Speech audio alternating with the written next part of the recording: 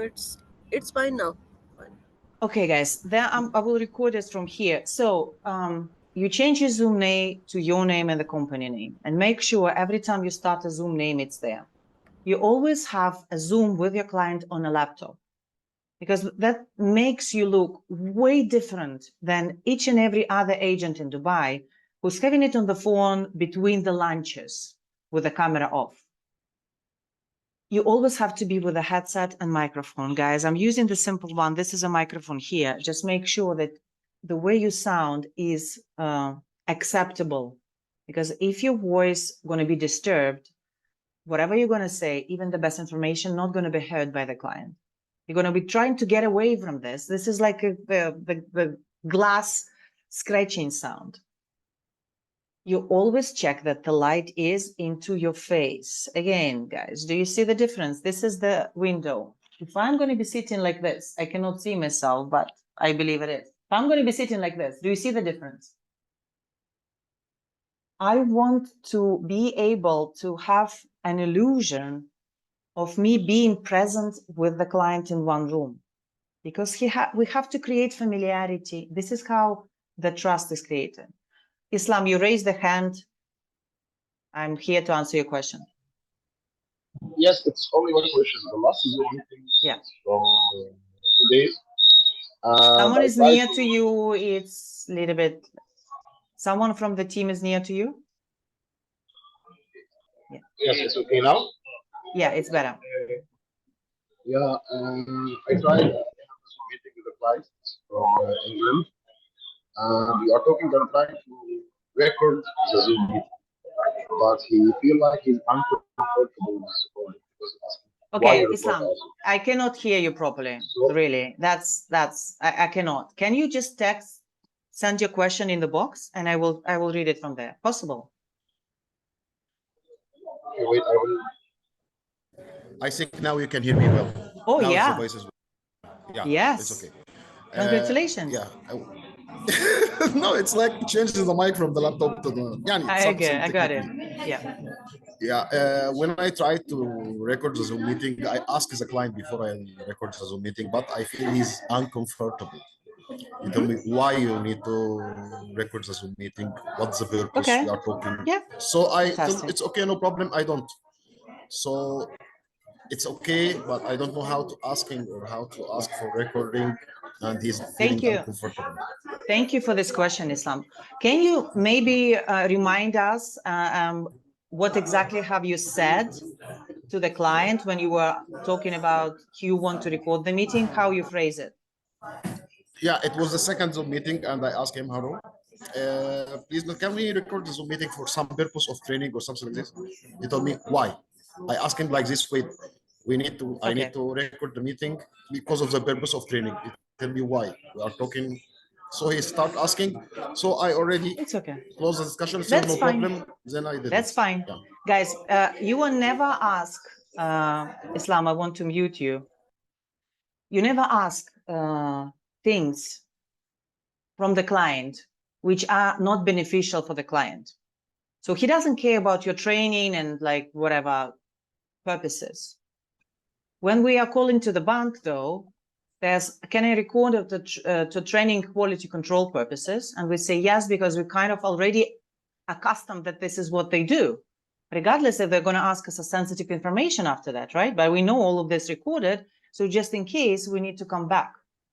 The way you ask on recording a Zoom meeting for the client is completely different, because you have to present it as this recording is actually for him. How you do it? Hi, whatever. Thank you for being on the Zoom meeting. Can you hear me okay? Can you see me okay? Yeah, fantastic. Yeah, I think your camera is not working. Oh yeah, now I can see you. So just before we start, I just wanted to let you know, we usually do record those Zoom meetings, but it's mainly for you, so you can have all the information that we went over, and including, you know, the areas, the prices that we discussed in one place, so you can always, you know, can get back and rewatch it. Will that make sense for us to kind of record it? Yeah. I can go over it one more time, guys. What you say, you normalize it. Just for your information, we usually do record those meetings, but it's mainly for you, so you can then go through the information that we discuss one more time, you know, and see what we spoke about, the areas and the different prices and developers. So you kind of have everything saved in one place. Will that make sense for you if we will do that? You see, it's a little bit different, Islam. Thank you for this question. I love it. Try this. I will add the phrase. Will it be helpful if I will add exactly what I said, the phrase step by step, so you don't have to go on your... I will add it to this document, so you will have it. Guys, the recording of the meeting is, as I would say, it's mainly for you. It's mainly for you yourself. So then you out of the meeting with the client, then you look through the things. You will look at his reaction on whatever you told him, because it's very important. So you will understand, okay, how I triggered him to give me, I need to think about it, objection in the end. Well, I've said this, I can see his body language. He doesn't like it, right? Or as sometimes he was just on his phone because I was like pitching for 15 minutes and he got bored. So all of these things for you to look after your own performance. And of course, I'm more than happy to go through that with you and help you to correct exact things. You see, guys, it's like, you know, training in a gym with an online trainer who just gives you a program and just go do whatever you want, or training in the gym with someone who is there with you. And it's like, okay, so over here, you have to lean a little bit more so you can have a more contraction in the muscle. And you do it once and you just, oh my God, now I know how to do that. So that's exactly the same thing. You can go and do your own Zoom presentations for hours and hours and hours, and then you still don't know what you did wrong because you never recorded it. You don't have the opportunity to rewatch it. But if you did one time and then go through that with me or even yourself, you will learn so much. Does it make sense? So if for you who are brave and will be able to record, Anik, I know that you have a presentation coming soon, so you can use this. Let's see how it goes. So must be an agent. We covered that. Before the Zoom meeting, guys, it's very important. The client has to be serious. This is how we invite the client to the Zoom meeting, and this is how we behave about our value on a Zoom meeting. So the client behave the same. The client see our value just because we put a lot of the value of, we value our time. We have to inform the client that he has to be on the laptop as well. Because realistically, if he is on the phone, walking around or being, I don't know, in between of driving or something, whatever you're going to show him, he's not going to be able to see. Because it has to be on a screen. He has to be in you with it. Remember how you said in the survey that we did recently that how to create engagement on the Zoom meeting, how for the people to be actually engaged with you after the Zoom meeting. So all of these steps are for you to, I don't want to say, to kind of sell the Zoom meeting is something which is very important and important for your client, not for you. In this, having this in mind, you should deliver on a Zoom meeting an important information. It cannot be just like going through the Google Maps and just, you know, letting the client chit chat about his own life. It's okay, the client should talk, but with our question, we have to direct the client which kind of conversation we're having. Because guys, let's not forget, and I'm going to ask Usma and Anik, because you're coming from that type of culture. Asian culture overall is very much indulgent in communication. True? You people talking to each other, the strangers, for hours. You're very open, right? But it doesn't Yes, mean, exactly. that you are actually trusting me. If I will let the, let's say, Indian or Pakistani or Sri Lankan or Bangladeshi client talk, he's going to talk for hours about each and everything. I'm going to think in my mind that if I'm not trained real estate agent, that it's great, I'm building so much rapport. But in fact, it doesn't matter for him because he can talk like this to, to a taxi driver all the way through to the airport, 40 minutes. Doesn't mean that he likes him, doesn't mean he's going to buy from him. So we have to direct our clients to where they need to go with our questions. So why they have to be on the laptop? Because we're going to show them the market statistic, the locations and documentation that they will definitely need to see on a bigger screen. And they have to be in a quiet place as well. Why, Mr. Klein? Because, you will be able to focus and, kind of direct the questions which are important for you to be answered. Again, it's not for us to tell him, it's not, yes, Mr. Client, I will be able to tell you this and that. No, it's for client to receive the information. Yeah, good luck, Anik. Anik is heading out to his Zoom presentation. Okay. If the client is not, I'm fixing my text, by the way. If the client is not switching on the camera, if the client is still driving, if the client is walking, what I advise you to is to refer to the company policy and say, so I'm so sorry, but just because you're driving, it's literally against of our company policy to have a Zoom meeting because we are kind of putting you in danger. So would that make sense for us to book another time when you will actually have time for yourself to go with me through the material? I would never do a Zoom meeting with a client who is driving, who is walking. Why? Because I'm wasting my time. My time is my money. And you have to understand which client you have to spend your time with. It's your own success. You should bring importance to this meeting for the client. If the client is not giving you 100% of attention and you are just an entertainment, like a podcast on his phone, what are the probability he will ever consider you as an expert and ever going to buy from you? It's very little, very slim chance. But most probably, you're going to feel inferior. You're going to feel less. You're going to feel needy. You're going to feel the one who needs his attention. And the way you present the information, the way you're going to feel yourself through this Zoom meeting will not allow you to sell. That's 100%, because you have to be an expert. You have to be higher than him. You are helping him here. You know everything. He doesn't.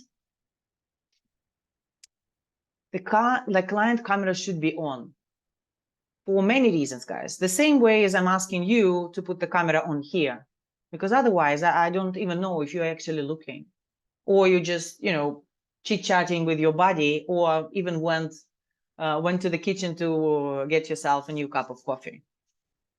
So if your client camera is not on, and the explanation for that is very weak or vague or bullshit, I would not, as me being myself in the position that I'm interested to sell, and I'm interested to serve the client and help them who are committing to being helped, I will not do the presentation. I would say, okay, so, but it's against the company policy for us, because I'm not sure actually if you are not driving, and it's going to be my fault if I will put you at risk. So would it make sense for us to maybe book another time when you will be able to be in front of the camera, so I have a peace of mind as well? That's it. I'm not saying that, Mr. Client, I'm not going to do the presentation because I cannot sell you. I'm taking his interest first. But reality is I'm just not wasting my time to someone who is not interested to add 20 minutes to his day to be engaged with the property. He will never invest, not even a $500,000 dirhams. Guys, any questions on that so far? Because I cannot see all of you. I have just some people here in the line. So you can unmute yourself and ask me the questions up to this point. Okay. If the client, yeah. I'll say something very quickly. I'm not Yes, sure to make sure that you're not driving is a good enough reason for, or a good enough Okay. thing to say. Personally, that is, because they could then just turn around and say, well, I'm not driving, and you're almost on the back foot straight away because you've got their backup. I think better just to move straight on to, well, I need to see you because obviously we need to have this conversation, and it's better for us to have it face to face. لا رجعت سألته العلبة قال لي الجمعة الجاية اللانش فما حيطلع لك Sorry, وقت. guys, who is on mute? And this is, I don't know who is there. Philip, I'm just not sure. I'll try it, but I'm not sure about that line. That's all. It's okay. I'm really appreciate your feedback. And usually your clients are there with the camera on, or how does it look like? I will make them put if the camera's not on, I will say what you said initially. Oh, the camera doesn't seem to be on. Could you switch your camera on, please? Then they generally do. I don't really have a problem with it. If the camera's off, I'll ask them to put the camera on, and they do. So I've not come across it where they don't want to put the camera on. So I will use that line if they decide not to put the camera on, just to see if it works. But it doesn't feel as though it would. I'm not sure. Maybe, like I say, I've not tried it, so I'm just asking. Philip. Yeah, that's completely fine. Yeah, I like that you are confident to tell them to the face, so I'm sorry, but I need to see you. Otherwise, the Zoom meeting, doesn't make much sense, because I don't know if you're kind of paying attention to what I'm saying. But this is very bold thing to ask. And the way, not each and every agent can do that. And I'm coming from, me working with different agents and what they've been telling me when we are going through the Zoom presentation. Believe me, many agents going to say, yeah, well, I was just shy to ask, and she never switched on the camera. And then I understood that she's working on the street. And I was like, how you even got that? Oh, because when I was sharing the some details, I asked you to stop, and she was looking at the screen. So for me, it's madness, you see? But we have to understand that each and every agent has, his own level of confidence yet, right? Yeah, I'm the same. It frustrates me more than anything if they don't have the camera on. So I'm more than happy to tell them to put the camera on and be quite direct with it. Yeah, perfect. Guys, you can use both. I absolutely love it. I'm 100% on it. But if you feel like you are not able to be so upfront with the client, you can just always relate to the company policy that it's not kind of you that's against the company policy. This is as much as I can go here, because if your camera is not on, I cannot be sure that, you kind of not driving and stuff like that. So if that will make sense for us to kind of reschedule on the time when you will be able to be on your laptop in front of the camera, and then go from there.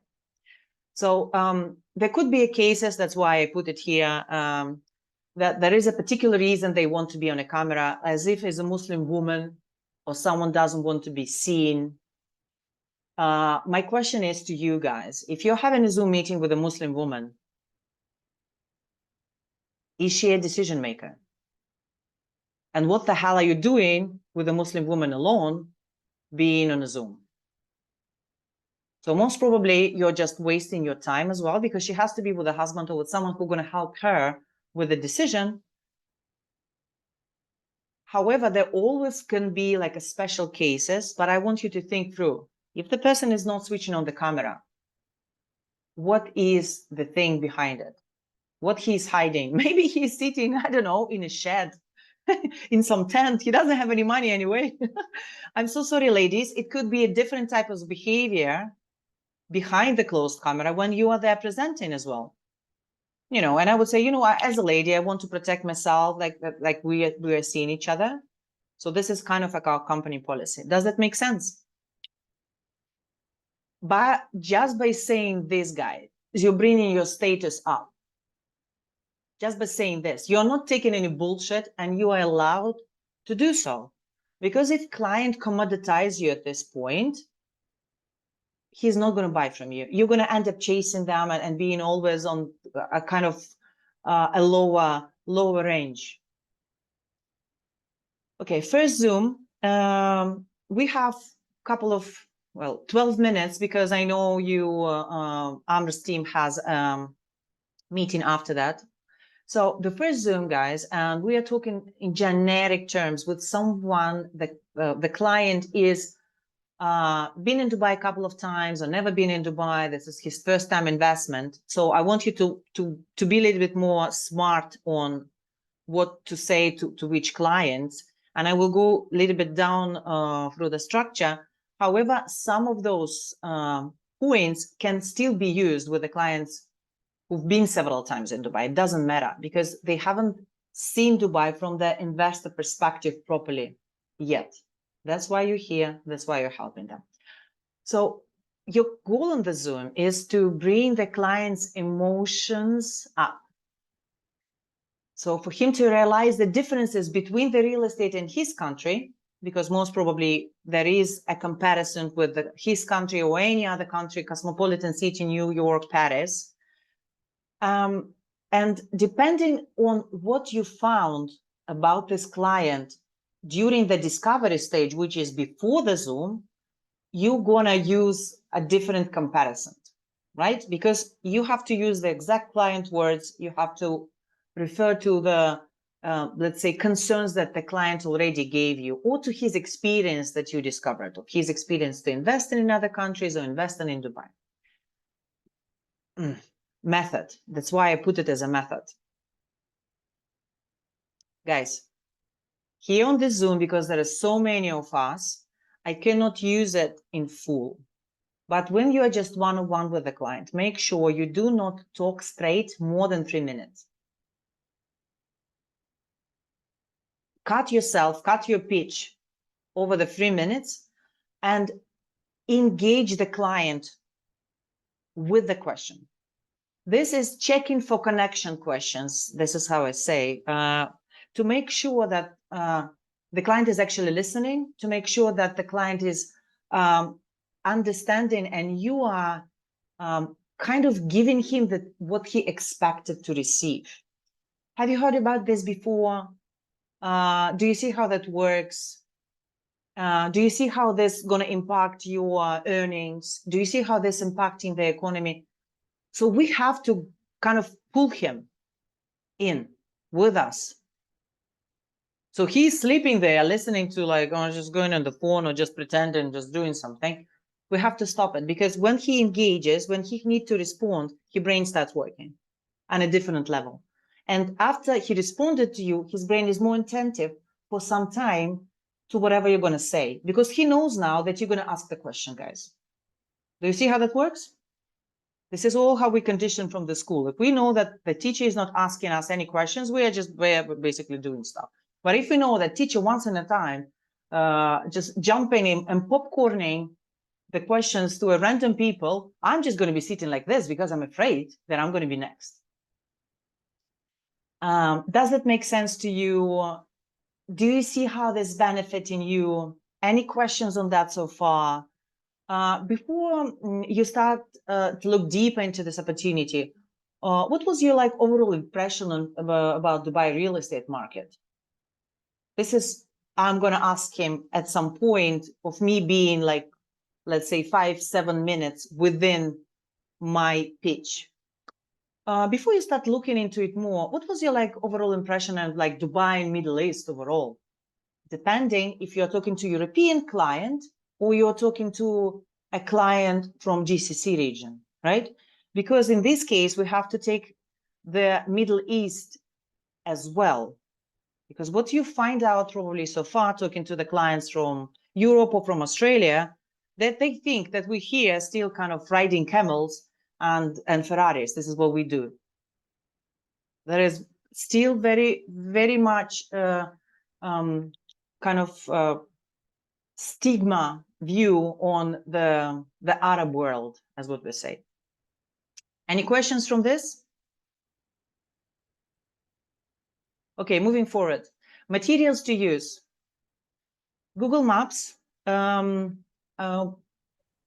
Georgina, okay. yes. Yeah. Sorry Fatima. to interrupt, but Sure. I don't Tell want me. to miss this point. So Yes. when you said in the beginning to compare the countries together in the beginning, like if they live, like, let's say in Paris or New York or whatever, some people are like the first time investor, like sometimes they didn't even invest in their own country, so they're not even aware of the real estate in their country. How do you know that? I mean, I usually ask the client if they have any investment, like But real how do estate you know that investment we around are the world. unaware about how the investment in the real estate in their country works? I don't know. I didn't get the, how do I know? I mean, you're saying that they're unaware of how real estate investment in their country works, and you assumed that they don't know because they never invested in their own country. No, not like they don't know. Maybe they know genetic stuff, you know, so they don't know exactly, like they haven't invested, so they don't know actually real estate market, how it works. Yeah. I mean, so they definitely have a, they definitely have a generic understanding. Like, look, I will go a little bit deeper into this, guys. The way our brain works, that we assign meanings to the group of information which is familiar for us. If I will give you something completely out of this blue and you never came across those type of information or those type of science, you will not know how to understand it. So we always understand everything compared to what we already know, to what we already have. Is that clear, Fatma? Yes, but what if the client, and I had that they told me they have no idea. Like even in their country, they haven't invested in their country, they don't know much about the real estate. Yeah, but are you living in the house? Are you renting it, or how does it work? Let's be realistic. Like, what do you mean? No, I live with my parents. I never paid an electricity bill. So my question to this client No, not is, renting. I mean buying. that Fatima, that this is what you assume that they don't know, but they know because they heard of their friends are buying, their parents are buying. They're probably there were some transaction. We're always aware of things in our own country more than anywhere else. What I'm trying to say, he will compare the knowledge that you are giving him unconditionally in his mind to something that he knows already about real estate.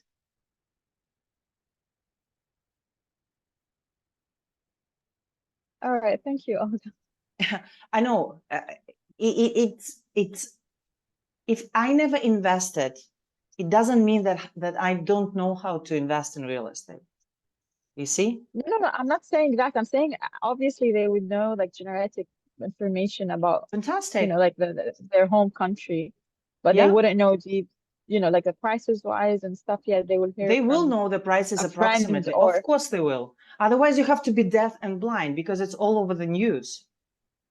You know, someone gonna tell you, "Oh, I'm buying," but it's an adulthood life, guys. The people are buying real estate. The people are selling real estate.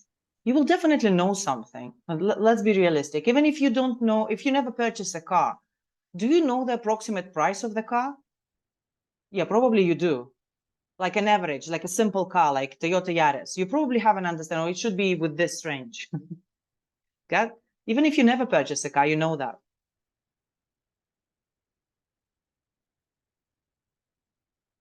Why we're using this one more time? Because there will be a completely blank pages of the people. They don't know, they don't understand anything at all, but they're going to be one or two. So we're not going to change our script on our process because one of the two out of the 100 don't know things. We're gonna understand how to work with the majority of people, and then we're definitely going to find out how to work with this unique situation based on our experience working with the majority. Make sense? Okay. Google Maps, Al Nair, and I'm gonna again go through the different presentation on Al Nair. I'm still working combining those several platforms, Property Monitor and Property Finder. At some point, I will advise you to use Property Finder because it gives an understanding on how dynamic the current market is. You see, for them to be able to understand that they can sell the property after, they need to see how the ready property operational in terms of rental and sales. Okay. The first thing that you are doing after you switch on the camera with the client, he is on, everything is working well. You have your notes, hopefully, from the previous conversation, so you know a bit about this client already. What you need, you want to rehearse, you want to double check with the client everything or almost everything that you find out on the first call. Why? Because he needs to get back himself into the reason why he wants to invest, why he's on this call.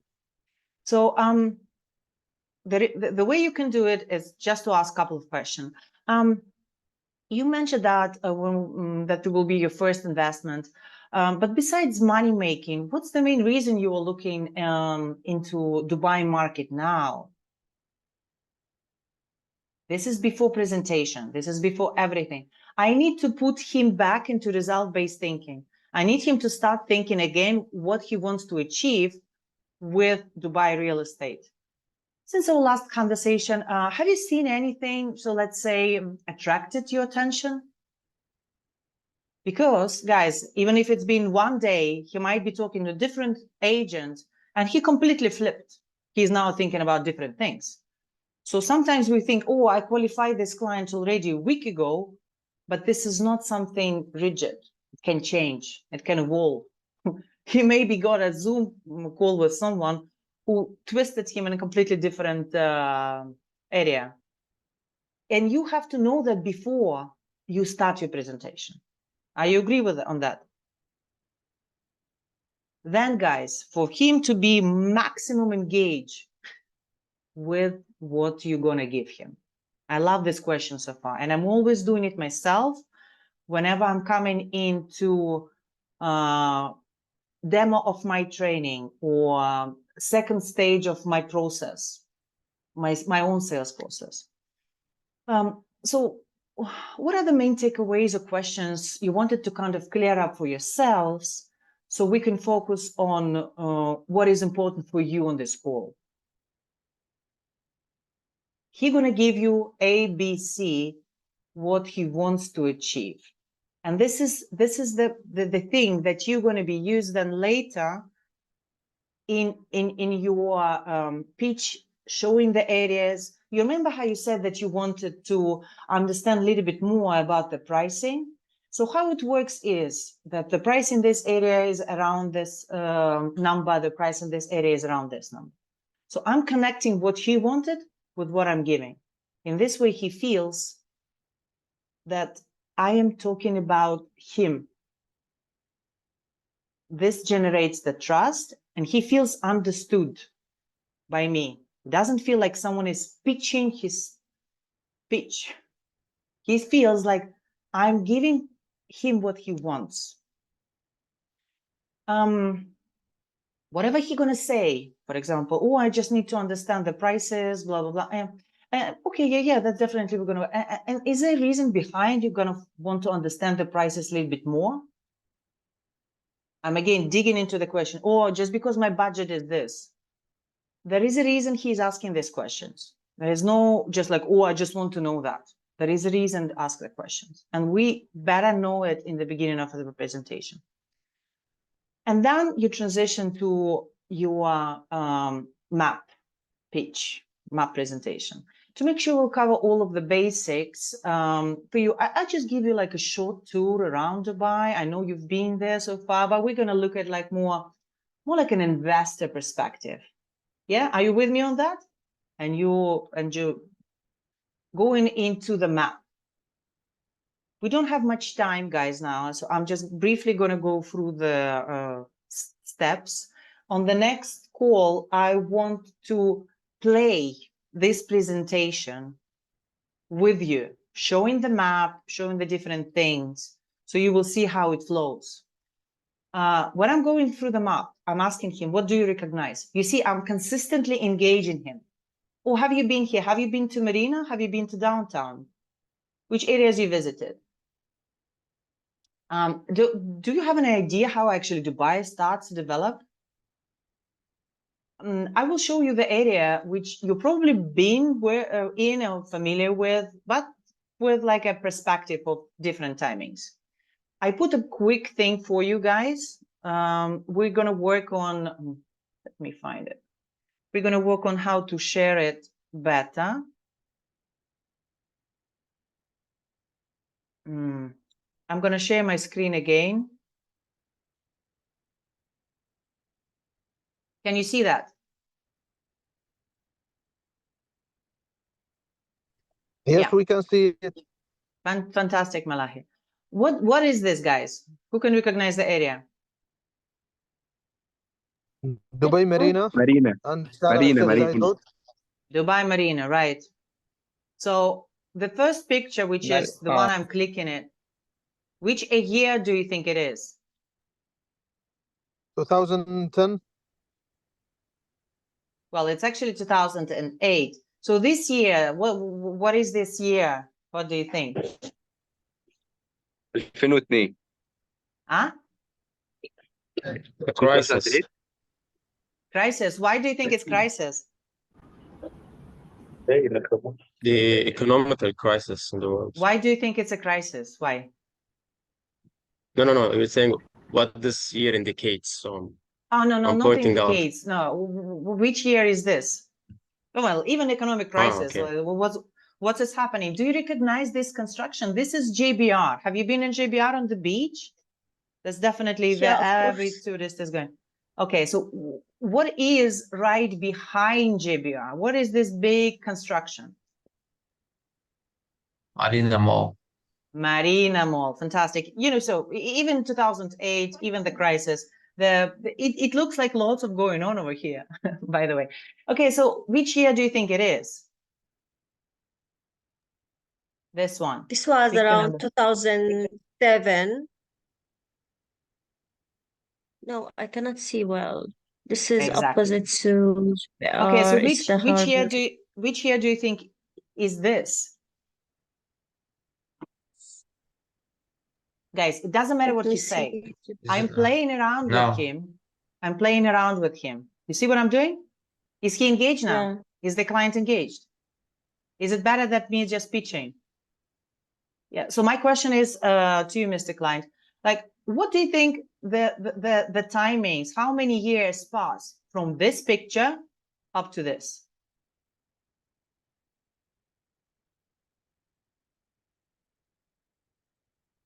And he's going to say, oh, well, I don't know, 10, 5, 10, 20. And I was like, yeah, well, that's exactly XYZ. It's exactly 12 years.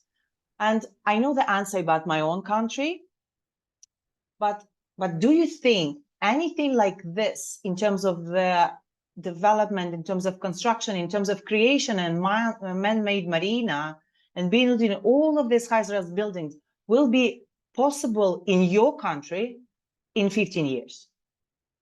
What are you going to say? No. Okay, yeah, I know. Mahmoud, Egypt been building pyramids, so. So guys, you see now why we're doing all of this. Because there are two meanings for that. Without me saying anything about Dubai economy, how Dubai developed, or anything, I don't have to do this. It's ingrained in his mind. And I was just playing the game with him about like guessing the year. This is the worst pictures I could find them, but they are free on Google. So my question to you, Mr. Client, like those who invested over here in the beginning, in terms of pricing, do you think they got the better price than those who invested over here? What the client going to say? Yes. So you see those areas like Marina, downtown, and other well-developed areas in Dubai, they're currently already on, let's put it this way, like a peak of their prices. Do you know why? No. Well, because the completion of the area is there, all the infrastructure been developed, the metro is there, the tram is there, everything is already completed. So do you see how that works? Yes. So when we're talking about areas that we discuss, like GVC, and you move to the other areas and you can jump into the map, does these areas look more like Marina in 2008 and 2010? Yes. So what do you think will happen when there will be fully completed, the infrastructure going to be there, the old metro lines which are announced already going to be delivered? What's going to happen then? Boom. So as an investor, what do you think if you had an opportunity? And let's talk about Dubai Marina, because we know how it's kind of come all in one place. What would you think is a smart to invest? Is it in the beginning of the area development, or is it in the end? What are you going to say, guys? In the end, right? Well, sorry, come again. I didn't hear you. So the last questions. Shahinas, that's why you have to be with the headphones. You're going to hear us. You cannot still hear me. Okay. So from your perspective as an investor, where do you think this is the most profitable time to jump into the project? When the area is just under development, or when it's fully completed? You know, for you to get, as you said, you wanted the highest possible returns. What are you going to say? In the beginning. Beginning. Yeah, beginning. Of course, in the beginning. Everybody wants in the beginning. So that's how, guys, you're going to eliminate any potential objection about, oh, the area is not completed yet, all of these new areas and new developments that you are now advertising. Usually, yeah, of course, that's why the prices are like this. I mean, you can always come back to Marina when the price is as high as a kite. Michael بيصبح عليك. Okay, Omar, you want to say something for us? I'm happy you're driving. So, guys, this is just a small bit of the Zoom presentation that we're gonna be learning. We don't have much time because the team has to jump to the mortgage thing. Otherwise, I will go a little bit further. The recording going to be posted. I recorded the Zoom, so you will be able to go through again and again and again. And I will share the structure with you. However, it's still kind of under construction, the structure of the Zoom meeting. Any questions on what we went over today? Last question, Olga. Yes. If the client already been through a lot of agents and developers, would you still stick to the same structure? Because they were gonna jump immediately to ask about certain projects since they are aware, so they won't, they will jump immediately into like specific projects or prices.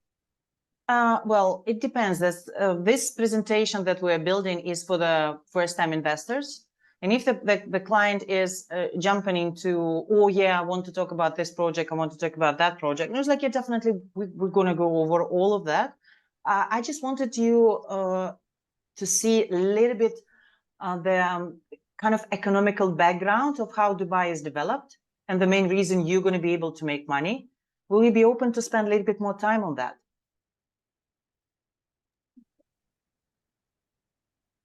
Guys, if we're only going where the client wants us to go, we're not in control of our sales process. And the client is, okay, thank you, I've got this. Yeah, well, I look over because I have other agents and and all of this. And then if the client wants to discuss specific project with me, I'm just like, yeah, that's no problem.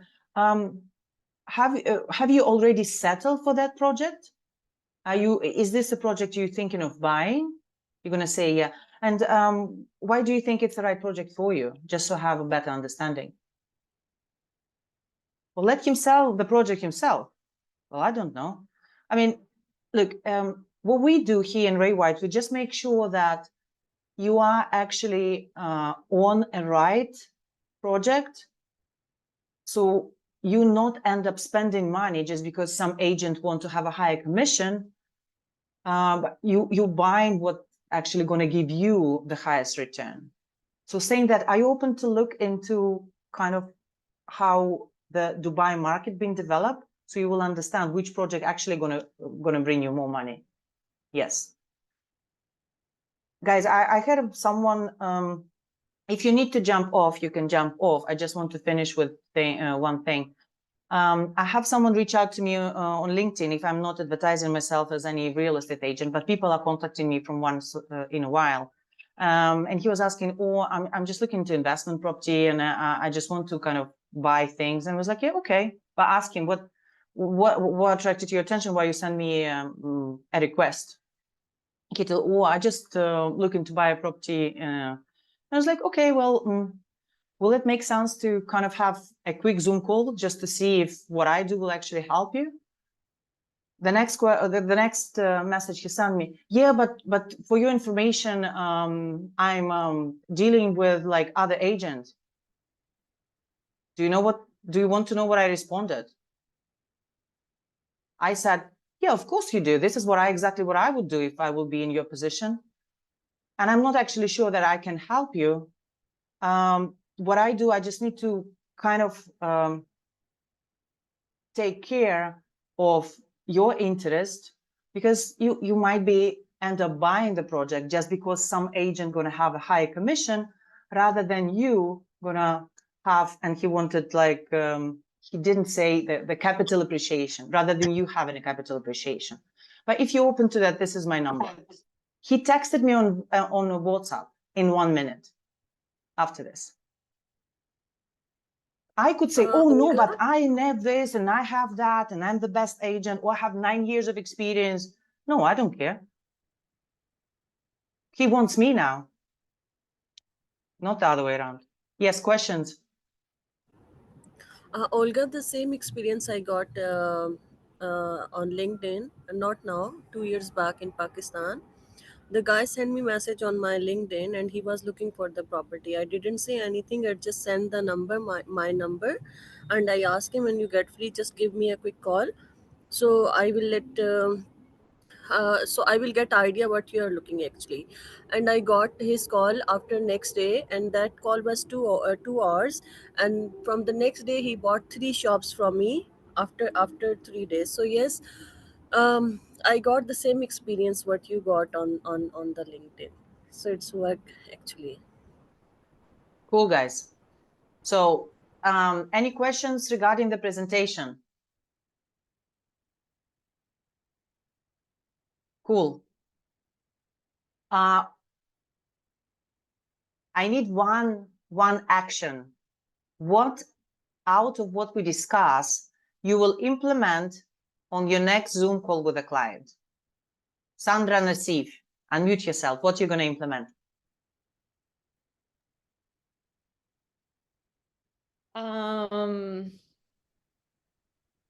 Honestly, like I need to be in the Zoom so I can know, like it depends on the client, you know. So I need to be on the Zoom to know how to react or what from these I can implement. Okay, so are you open to see the structure as something that is flexible if you decide to use it? But if you don't use the structure, then you each and every time with the client on a Zoom, you kind of you improvising, and it's never give you an opportunity to actually evaluate what you did. You see, if I'm cooking every time my dish without following any structure, without measuring anything, sometimes it goes good, sometimes it goes bad. I don't know what actually make it good or bad. or I don't know precisely. Because in sales, we have to, at some point, we have to go really specific. We have to do like a surgery with the client. But if we don't know the methodology, what we do, it's hard for us to do the surgery. Yes, of course. Like, for example, we can open the file you are sending us. That's what I mean. Keep it on the side. So it depends on the case, like how the client is reacting to us. If I need help, I will look at this sheet, I will look at this file, I will try to take ideas from what you are teaching us. You know, that's what I meant. Like, it depends on the client. Well, in my understanding and in understanding of many professionals who are teaching sales, it's never depends on the client. It depends on you and how you guide the client. And then you are in control of your sales process, guys. This is what you were asking me in your request for training. How I can move the client, how I can control the client. Well, you cannot if you don't have a structure. How you can bring being a taxi driver or being a driver, how you can bring me from point A to point B if you don't use the Google Maps and you don't know where you're going? You cannot. You can hope and pray that you arrive there because of your instincts. But isn't it easier for you to use a Google Maps? Guys, it's up to you yet. Are you going to implement it or not? But at some point, we're going to have more specific structure. And if you are not going with this structure and you are not closing deals, then my question is like, what's the point of company to keep you? Sandra, I'm not trying to say anything specific towards you, but put yourself again at the place of the owner of the business. As the owner of the business, how you can evaluate, how you can control the quality of the services that your company is providing. If the agent is closing and every month doing the KPIs, fantastic. You don't want to follow the structure, follow the structure. Don't follow it. You're doing great. You have your own things. It's working. But if you don't close every month, if you don't fulfill your KPIs and you don't follow the structure, then we have to do something on it. Guys, and if you were in a position of owner of the company, you would do exactly the same. Because you are in business to make money. You are not in business to give job to people. It's not charity, guys.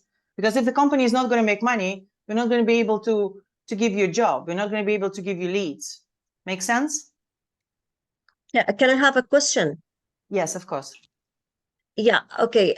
Because I didn't start doing calls and this stuff. So yeah, my question, how we can convince the client to go to the Zoom meeting, and maybe some customer client, they are calling only like by mistake. There is a lot of client, they are pressing like they are interested by mistake. If they are not serious and if they are not giving time to talk to him. So what's the steps? Shahinas, can you gave me 3 questions. Can you just give me 1 question so I will be able to answer it? Otherwise, I'm just going to give all your fluff and it's not going to make sense. Okay. Yeah. If the client, he like send a lead and there is a lead, he is interested. Okay.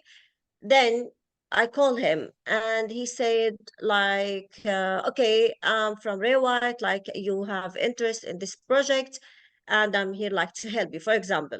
And he said, okay, let me call you back, or I'm busy. So he didn't give any chance, like, or maybe he doesn't know what I'm talking about. Of course he doesn't. So what's the procedure? What to do?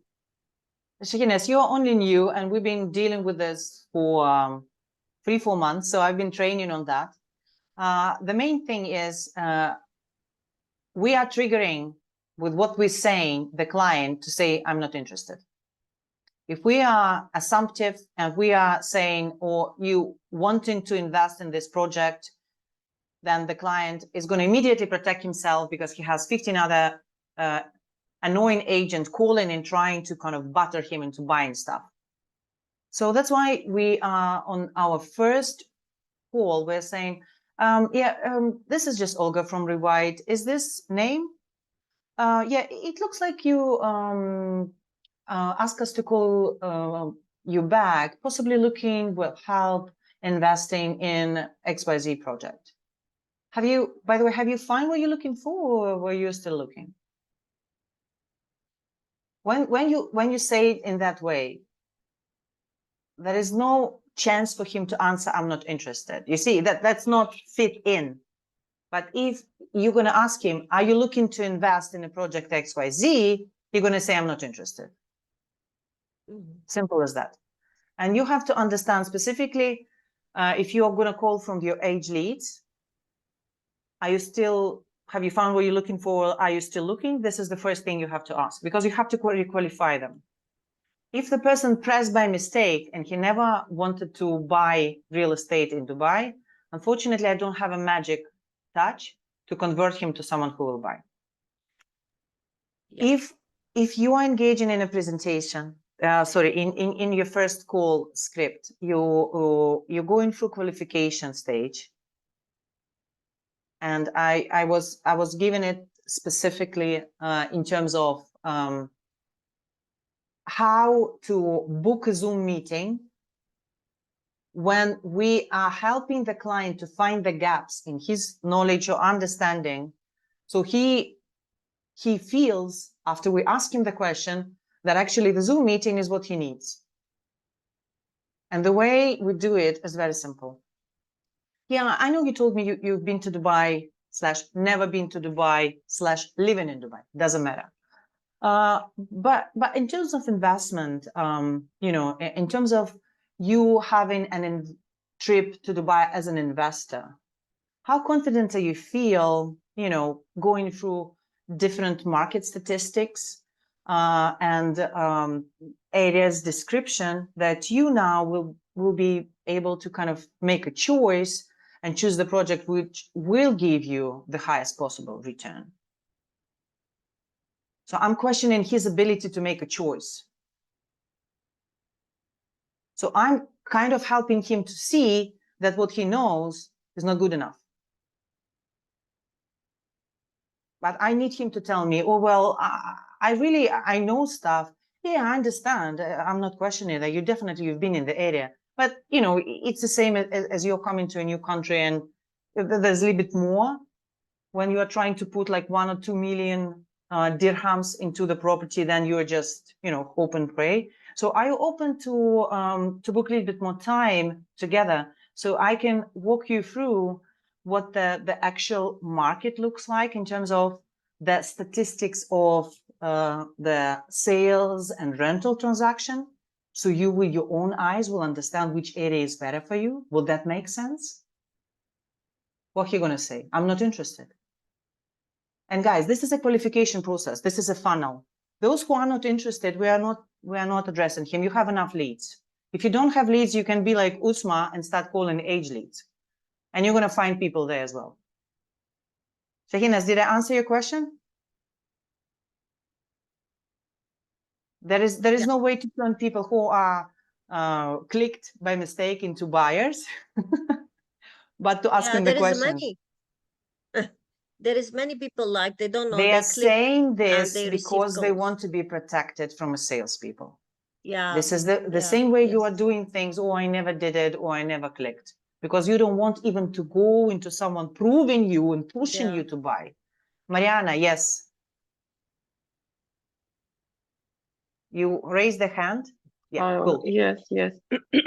Just about the client pressed by mistake. A couple of days ago, I called a client from Australia. He's actually I know this Arab. No, this is different one. No, this is the different one. You have an Australian company, guys. I'm going to film you a little bit. Yeah, keep going. Okay. No, this is very bad story. I think it's not good I love it. Film it. This is a bad story. Look, the bad story because he was actually swearing on me. He was like, are you trying to scam me? You're creeps. Don't call me anymore. I say, but you requested, you know, and like you leave, from where you get my number and blah blah blah. I say, I have your number and your email address, your name, because recently you respond. I was trying to be very nice to him and gentle and talk to him very nice. I say you register your details through our advertisement regarding a property in Dubai. Um, he don't want even a listen. He say, I will report you in the police, delete my number from the system. You trying to scam me? Like, I mean, what is this? Here you go. You have a client who registered his name, his phone number, his email. I mean, uh, the whole information you have in your Bittrex. How do you deal with this type of client if like he's I don't know what is this, but honestly this was disappointing me because he was like swearing and he was telling me very bad things as well. But I just don't understand and don't get idea what is this type of client who is registered their interest, what is in their mind. Mariana, what is the question? Give me the question that you want me to answer. What is in the mind of the client who registered and now swearing on you? No, or what's the question? it's just as an example, as Shahina was saying, like there is some clients who are not interested, like they have registered their interest, but you said there is no people who can register their interest not being interested. I never right? said that. I never said that. Then Did I got say it that, wrong. guys? Have anyone heard that?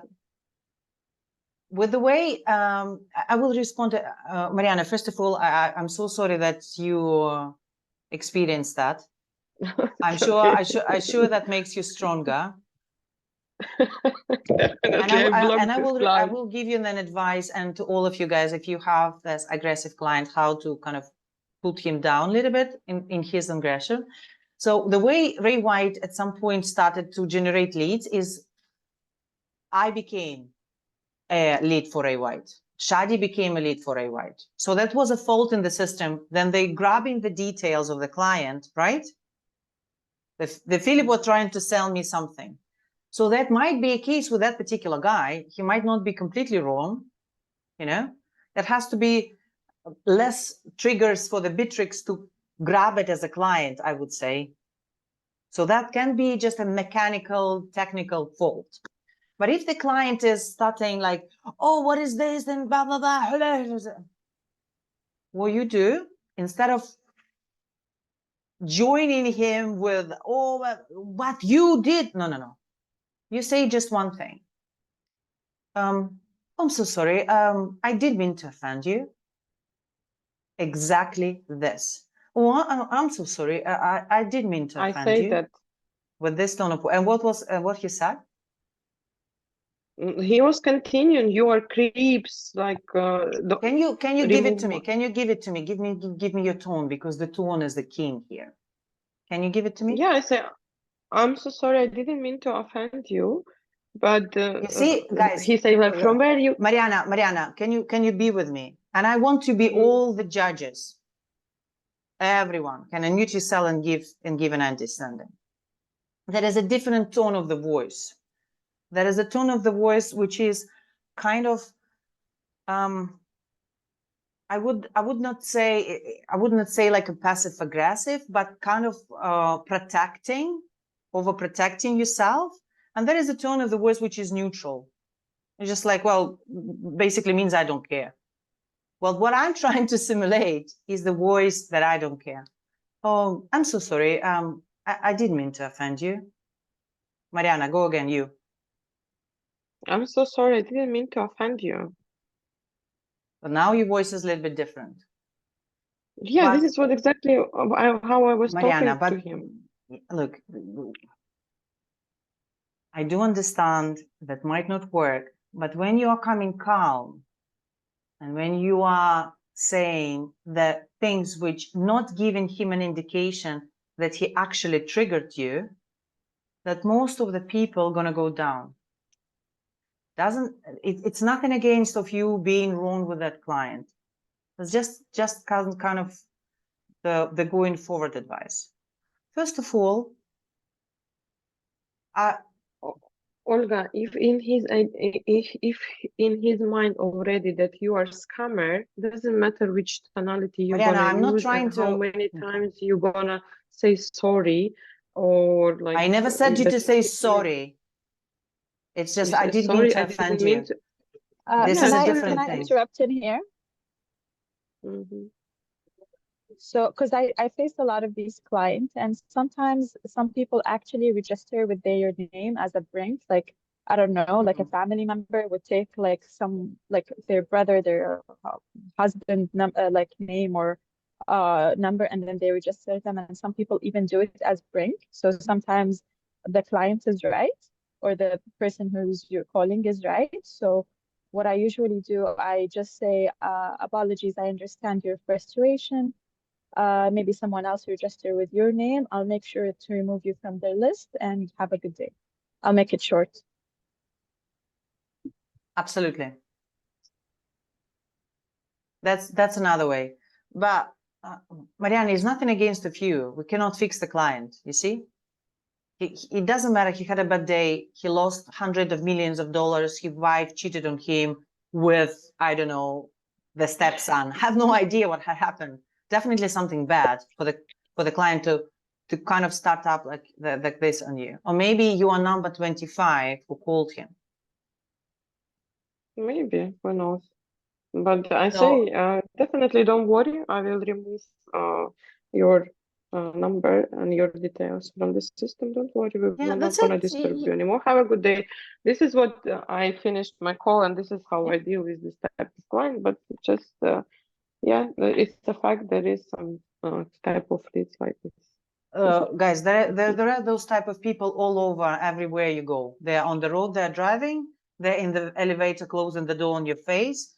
They might be around your family as well, those type of people, but we cannot protect ourselves. So what we can do is manage our reaction. That's it. It's like, okay, so I'm so sorry, really something just going on bad with you, so I'm just going to eliminate myself from the situation. That's it. You don't have to kind of even engage more with him and say that you are not a scammer or anything like this. That's it.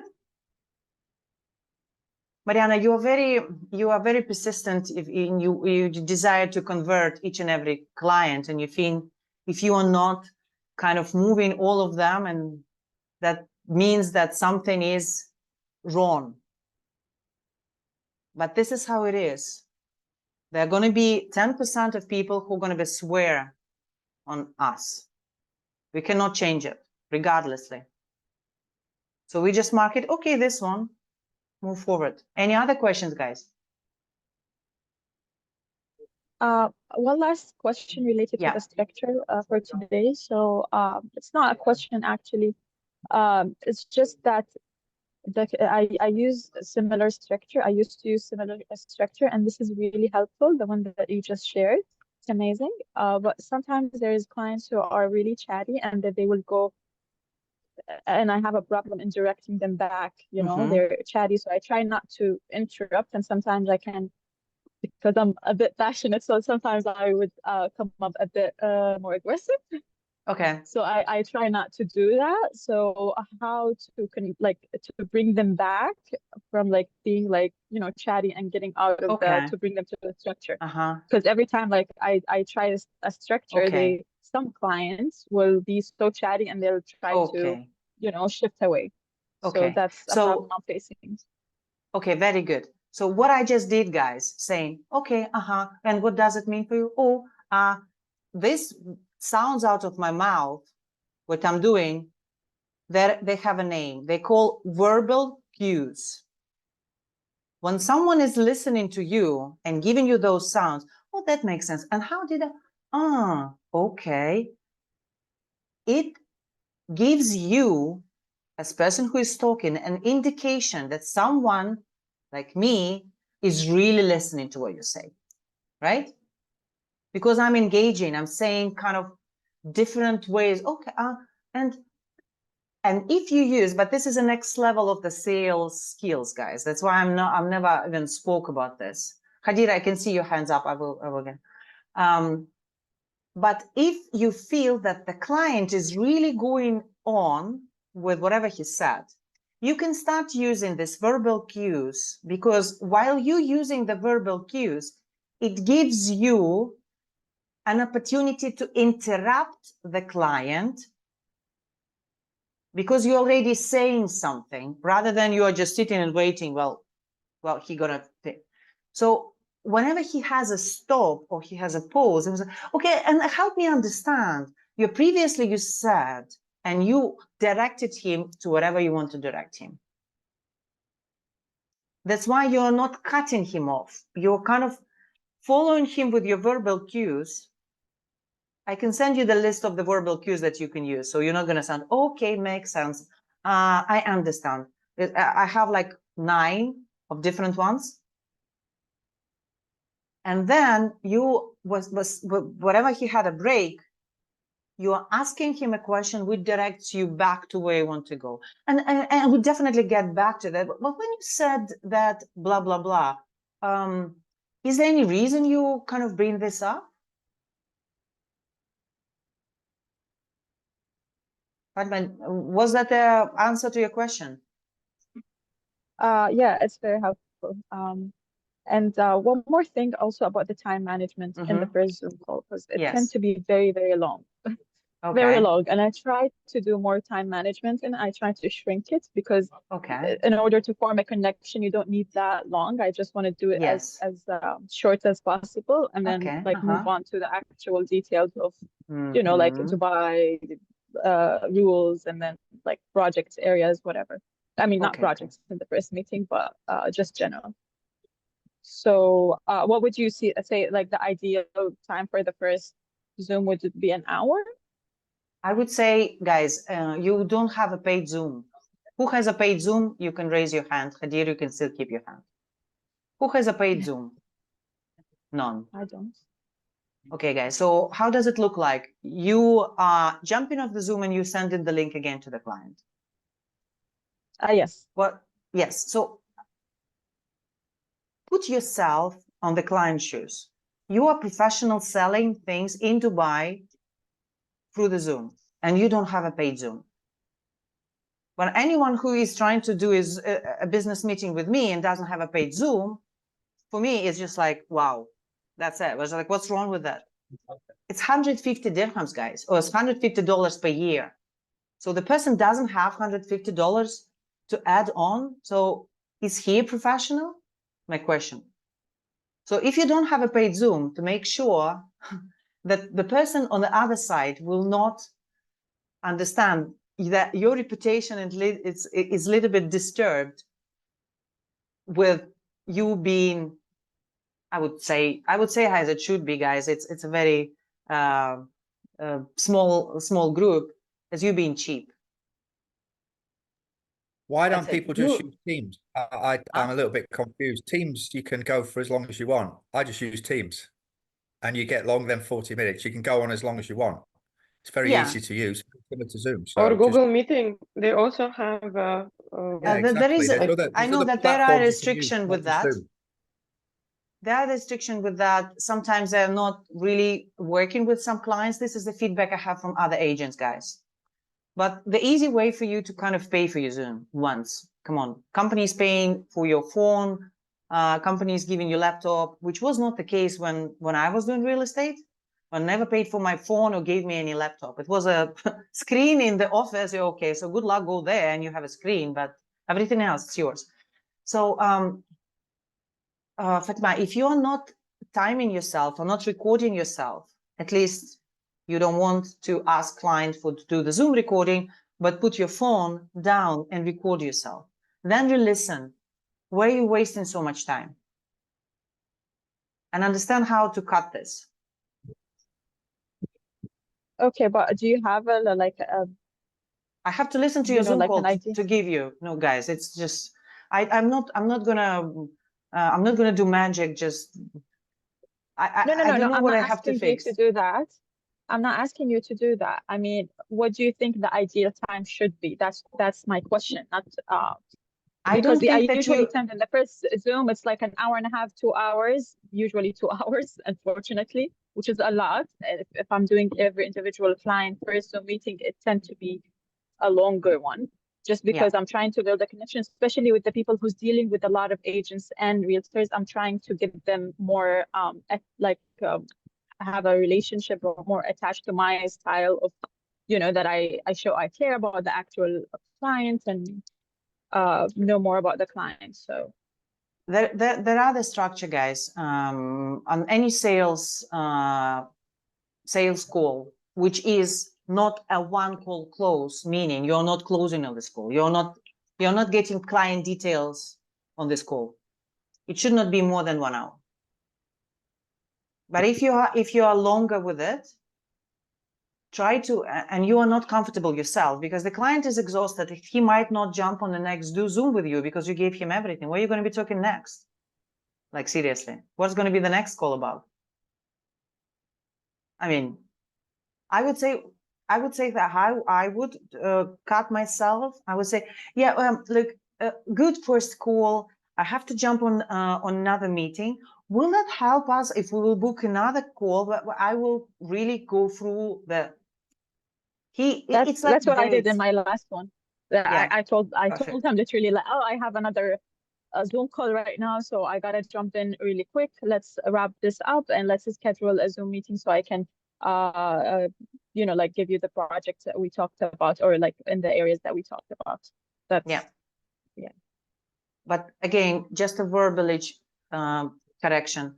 Not I will give you the project. You will be able to see the project.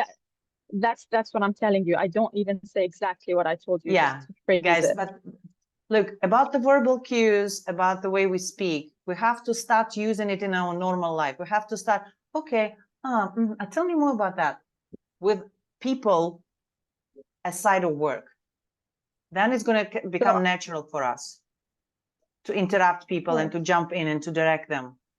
So I usually tell them, I will share with you like 2 or 3 projects that in the area that we talked about, and then we can go deep in the details. Fatma, I will share. It's not a good word. I will share. No, guys, it's not about you and you sharing. You're putting yourself on the light spot, and now you have to be a puppy, sharing this, sharing that. I will explain. I will prove. I will no. So you will see a couple of projects. We will go over. It's you or we. There is nothing else. Okay. It's not about you showing. It's like about him. You will be understand more about different project, the one we discussed today. I mean, we discuss your question. We'll be able to answer your question. This is how it is. Not me, not I. I'm not going to do anything.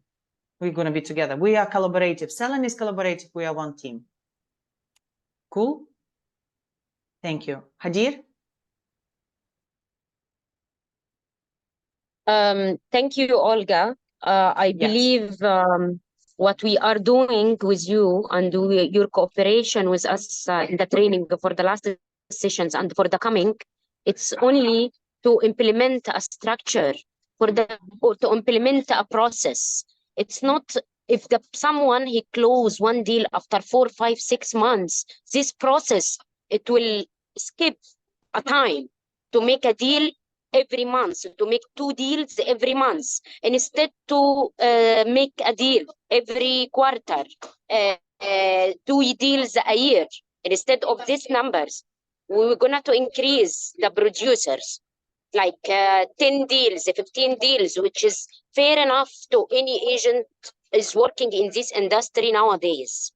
Okay, so guys, we need really to cooperate together more than that, to react more than that, to follow more than that.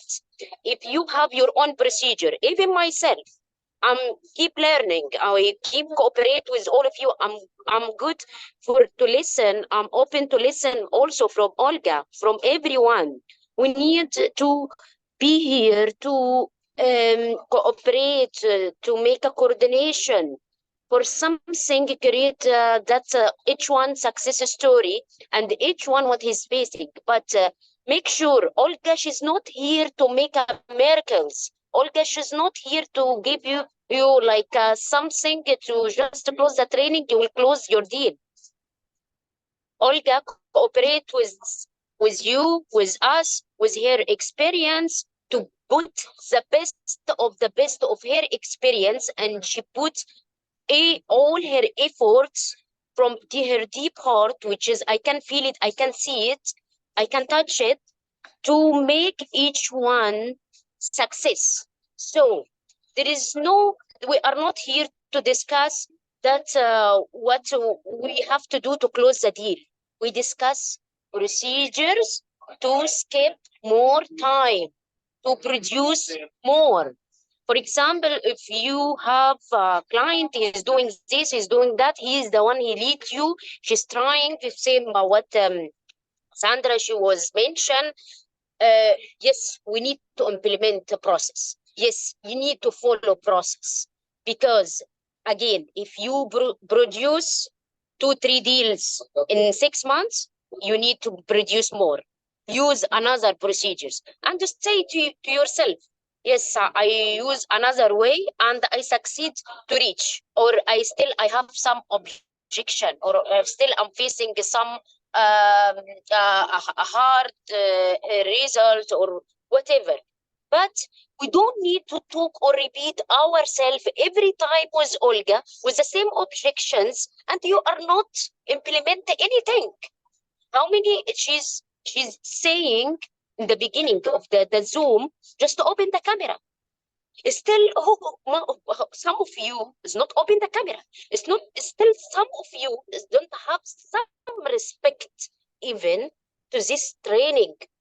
Still, you how you expect you don't give respect to the people who's working with you in your environment, and you expect your client will respect you. So I believe you need to start from yourself first, then to start to ask. You need to be on the track, you need to follow, you need to change your name, you need to put your pin, you need to invest in yourself first and respect yourself first, to expect the others to respect you, and to expect your client to respect you. If someone is doing the training in the car, I don't want to see this again. I don't want this person in my life even. Am I right, Olga? I'm talking something. Please stop me if there is something. Hadir, I completely agree with you. You know, we can be harsh, and we can, you know, stop cutting the people, and what we can do, we can just stop giving leads. That's it. If you don't do this, if you don't do that, and you don't do this, we're going to stop giving you leads, because the leads cost company money.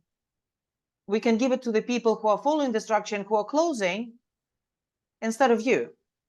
And they will close that. And you will have the leads from, you know, from age closes, something that you have to deal with.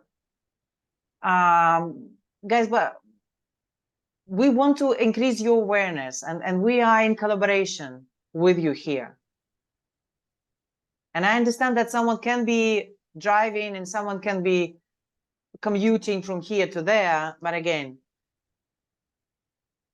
there are certain things, as Hadir is saying, which has to be must. You respect yourself, you respect your time.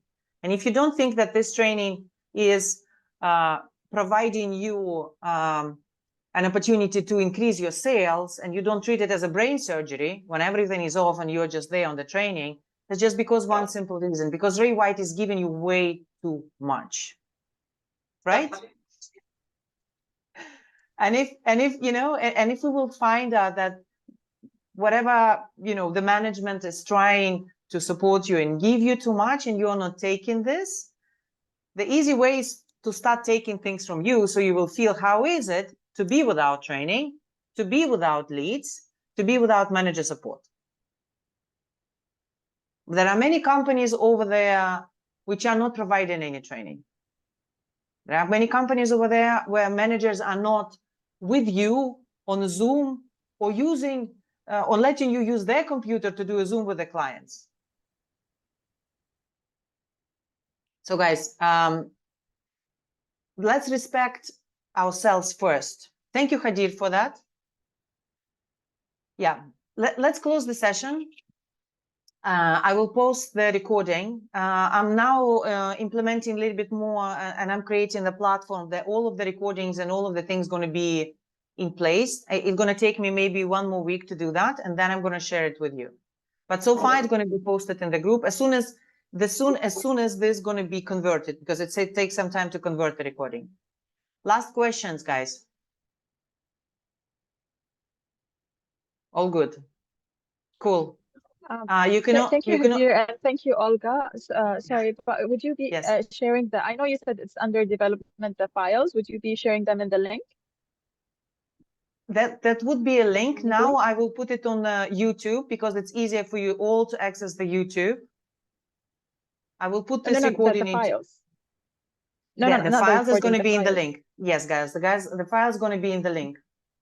Yeah. Okay, thank you. But it's still kind of under construction. But I will share it with you today. I will just finish this and I will share it with you. Okay. Cool. Thank you so much. Thank you so much. Thank you. Thank you, guys. Have a good day. Thank you, Olga. Thank You you. too. Thank you, Olga. Bye. Bye. Bye.